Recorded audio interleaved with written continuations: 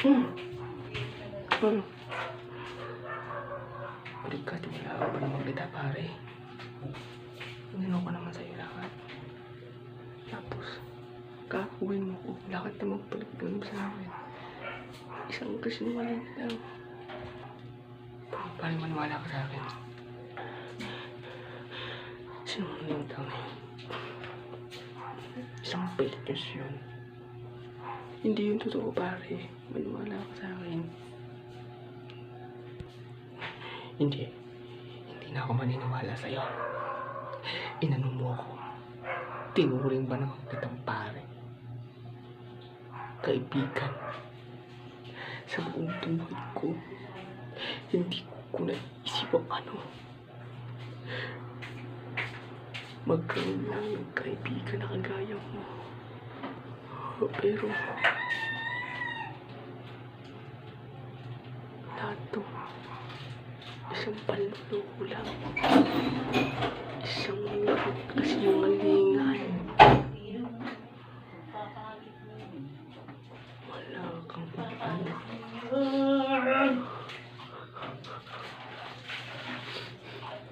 Isang kasinungalingan babae. Dahil para sa akin. Niloko.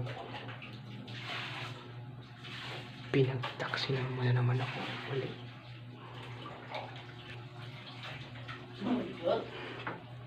Babe.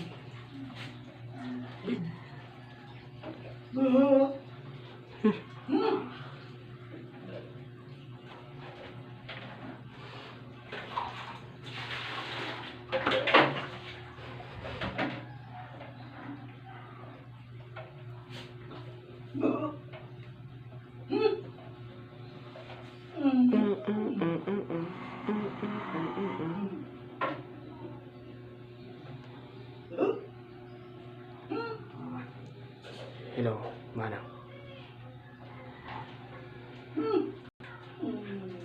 O bakit? Ano, nagkaayos na kayo? May nakarating sa kanya ang isang maling balita na mas lalo nagpagulo sa aming dalawa. Anong balita?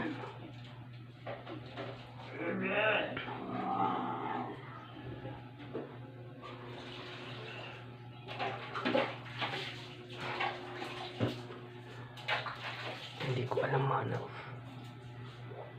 Hindi ko alam ang gagawin ko.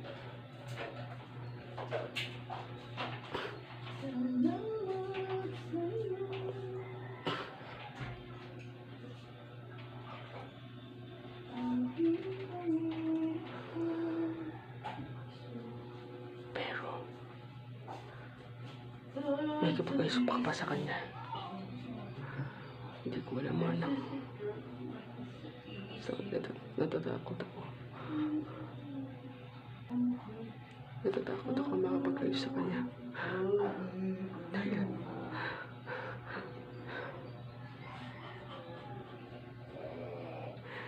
nalaman niya na kasi yung totoo eh. May nalaman siyang totoo. Hindi ko alam kung tatagal ang pagkakaibigan namin. Kung masisira naman tayo sa isang kasinungalingan.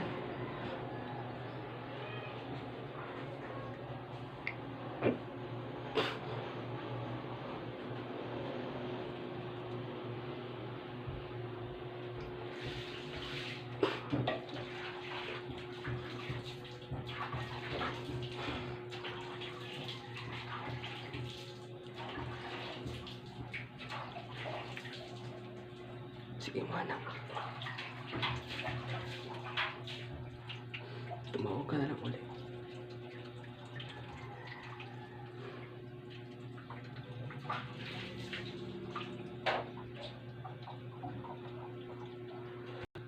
Akala ko pa naman may kapag-kaibigan siya sa akin. Ang sabi niya sa akin, walang taguan na sikreto. Pero pinagtaguan niya ako ng sikreto. Ano siyang kaibigan? Hindi ko matatanggap. Ganong kaibigan na kagaya niya. Kagaya ni Bin. Kagaya ni Jake.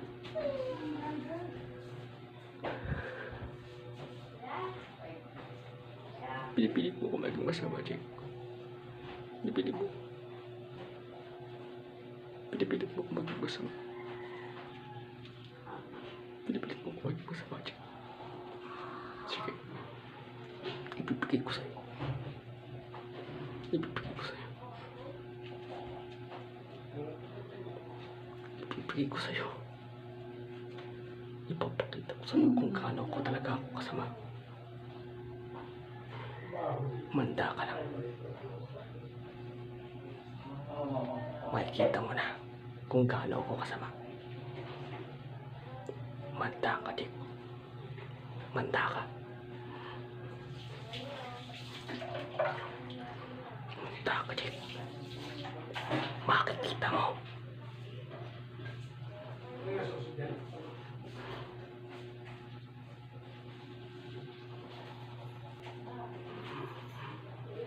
Mano?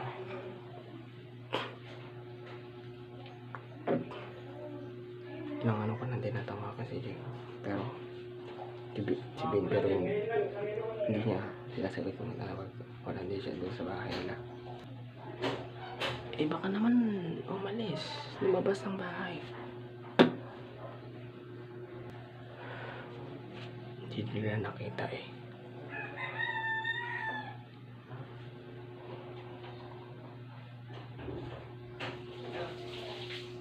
Balita.